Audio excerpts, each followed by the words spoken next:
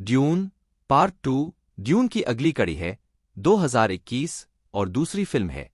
Dune part 2 से पहले dune देखना जरूरी है, वरना ड्यून 2 सारा सर के ऊपर से निकल जाएगा। यह एक ऐसी फिल्म है जो कि आपको दूसरी दुनिया में पहुंचा देगी। मैं धन्य हूं, मैंने अभी अभी ड्यून पार्ट 2 देखा है। कहना होगा कि यह अब तक की सबसे महान फिल्म है। सब कुछ परफेक्ट है और मेरे पास कहने के लिए शब्द नहीं है। आइए जानते हैं फिल्म की कहानी को। काइटेन ग्रह पर राजकुमारी इरुलान कोरिनो ने गुप्त रूप से अपने श्रुतलेख उपकरण में लिखा है कि पॉल एट्राइड्स अभी भी जीवित हो सकते हैं, जबकि उनके पिता सम्राट शाद्दाम चतुर्थ हाउस एट्राइड्स के पतन के बाद निराश हैं। अराकिस पर सीज टैबर के रास्ते में पॉल और लेडी जेसिका समेत स्टिल्गर के फ्रीमैन सैनिकों को हरकोनेन घात का सामना करना पड़ा, लेकिन उन्होंने सफलतापूर्वक इस पर काबू पा लिया। सीच में जेसिका और पॉल के जासूस होने का संदेह पैदा होता है। कुछ फीमेन को उन पर विश्वास है। वे अराकिस में समृद्धि लाने वाले एक मां और बेटे की भविष्यवाणी पर विश्वास करते हैं। स्टिल्गर ने जेसिका को सूचित किया कि उनकी मां मर रही हैं। उन्होंने उन्हें जीवन का जल, एक घातक जहर जो पुरुषों और अप्रशिक्षित लोगों के लिए घातक है, पीकर उनकी जगह लेने के लिए मना लिया। वह जहर का संचार करती है और ऐसा करके जीवित रहती है और उसे अपने आनुवंशिक वंश में प्रत्येक महिला पूर्वज की यादें विरासत में मिलती हैं। पॉल के अलावा किसी को भी पता नहीं है कि जेसिका उसकी बहन से गर्भवती है। जीवन का जल उसकी बेटी के दिमाग को जन्म से पहले ही जगा देता है। इसके बाद जेसिका अपने गर्भ में पल रहे बच्चे के साथ आध्यात्मिक बातचीत करना शुरू कर देती है और उसका मानना है कि अराकिस के उत्तर में रहने वाले लोगों को सबसे पहले भविष्यवाणी के बारे में आश्वस्त होना चाहिए, जिसकी शुरुआत कमजोर दिमाग वाले लोगों से होती है। चानी और उसकी दोस्त शिशाकली को लगता है कि भविष्यवाणी झूठी है, लेकिन जब पॉल सत्ता की तलाश नहीं करने और केवल उनके साथ लड़ना चाहता है, इस बारे में भाषण देता है, तो चानी के मन में उसके लिए सम्मान विकसित हो जाता है। पॉल ने फीमेन के तरीकों को अपनाया और उनकी भाषा सीखी, रेत के कीड़ों की सवारी जैसी परीक्षाओं को पास किया। वह चानी के साथ एक रोमांटिक रिश्ता बनाता है, फेडेकिन सेनानी बन जाता है और हरकोनेन मसाला हार्वेस्टर पर छापे के दौरान सहायता करता है। मुअद, दिब और उसूल नाम कमाता है, जिसके द्वारा फ्रीमैन उसे पहचानते हैं। जेसिका आध्यात्मिक रूप से उसके उत्थान का मार्गदर्शन करती है और इस तरह उस धर्म को बढ़ावा देती है जिसकी वह एक प्रमुख हस्ती बन गई है।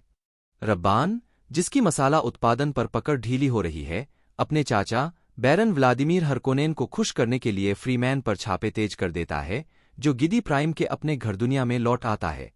वहां बैरन का दूसरा भतीजा फेड रॉथा अपने पसंदीदा रक्त खेल के रूप में ग्लैडिएटर टूर्नामेंट में लड़ता है। फ्रीमैन विद्रोहों को रोकने में विफल रहने के कारण बैरन ने रब्बन को पदावनत कर दिया, जिससे फेररॉथा को अराकिस का नया शासक बना दिया गया।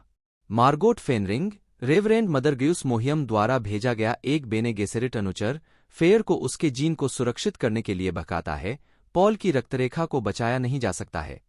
जेसिका उत्तर में अपनी धार्मिक खोज पूरी करती है और वहां के कट्टरपंथियों के साथ एकजुट होने के लिए दक्षिण की यात्रा करती है। हालांकि पॉल उसके कार्यों से क्रोधित है और उसे डर है कि यदि वह एक मसीहा के रूप में दक्षिण की ओर बढ़ता है तो एक पवित्र युद्ध भड़क उठेगा, जिसकी भविष्यवाणी की गई थी। हरकोनेन से लड़ाई जारी रखने के लिए पॉल उत्तर में रहता है।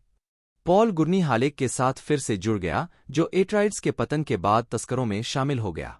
यह देखते हुए कि पॉल युद्ध की तैयारी कर रहा है, गुर्नी उसे हाउस एट्राइड्स के छिपे हुए परमाणु हथियारों की ओर ले जाता है। जेसिका को जल्द ही पता चला कि जीवन का जल एक किशोर कीड़ा द्वारा डूबने के बाद उत्सर्जित तरल है। फेयर के सैनिकों ने सीज टाबर पर हमला किया, शीशकली को मार डाला और पॉल सहित बचे लोगों को दक्षिण की यात्रा करने के लिए मजबूर किया। चानी की इच्छा के विरुद्ध पॉल जीवन के जल का सेवन करता है। वह बेहोश हो जाता है, लेकिन चानी द्वारा उसे अतीत और भविष्य की स्पष्ट समझ के साथ फिर से जागृत किया जाता है।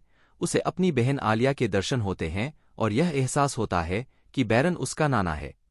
हाल ही में दक्षिणी स्वतंत्र नेताओं को उम्मीद है कि पॉल नेतृत्व के लिए स्टिल्गर को चुनौती दी जाएगी, लेकिन पॉल ने इसकी निंदा की। अंत में अपनी मसीहाई नीति को स्वीकार करते हुए पॉल ने खुद को लिसान अल गैब घोषित कर दिया और स्टिल्गर जैसे महान योद्धा को बलपूर्वक हटाने से इनकार कर दिया। वह फीमेन पर पूर्ण अधिकार रखता है और सम्राट को चुनौती देता है, जो इरुलान, मोहियम और अपने सरदावकर सैनिकों के साथ अराकिस पर मौजूद है। पॉल ने एराकेन के गढ़ किले पर छोड़े गए परमाणु हथियार को बैरन के साथ मिलकर सम्राट के हमले को बाधित कर दिया। राइट के कीडोर्स पर सवार होकर फिमेन ने सरदाउकर सेना पर कब्जा कर लिया और अराकेन की सुरक्षा में सेंध लगा दी। गुर्नी ने भागते हुए रब्बन को मार डाला। अराकेन के अंदर पॉल सिंहासन कक्ष में प्रवेश करता है। बैरन को दादा ने कहा है कि मार देता है और सम्राट और अन्य को रेजिडेंसी में ले जाने का आदेश देता है, जहां वह परमाणु भंडार के साथ हस्ताक्षर के सहयोगियों को हमेशा के लिए छोड़ देता है। नष्ट करने की धमकी तब तक मिलती है जब तक कि कोई सम्राट पद न छोड़ दे। उनके लिए रॉयल सिंहासन। फायद्रोथा ने सम्राट के नाम पर पॉल को सम्राट का ब्लेड हाथ में लेकर द्वंद्वयुद्ध के लिए चुनौती दी, लेकिन हार गए। इसके बाद इरुलान पॉल की जीत को स्वीकार करने के लिए उनकी शादी की प्रबल इच्छा है। कोई अन्य विकल्प नहीं। सम्राट की हस्ताक्षर रिकॉर्डिंग के सामने पिंटेकर पॉल की अंतिम चेतावनी देता है। इरुलान से शादी करने के लिए पॉल के जजमेंट से नाराज जानी रेजिडेंसी ने छोड़ दिया है और रेस्तरां कीड़ा को कहीं और बसाने की तैयारी है। अकीन के ऊपर कई महान लॉर्ड्स वाले साथियों ने पॉल अराधिपति को स्वीकार करने से मना कर दिया, जिससे उन्हें अपनी फ्रीमैन सेना को स्वर्ग में ले जाने का आदेश देने के लिए प्रेरित किया गया। इस बीच जेसिका और अजमी आलिया एकजुट हैं कि यह मुआदिब के पवित्र युद्ध की शुरुआत है।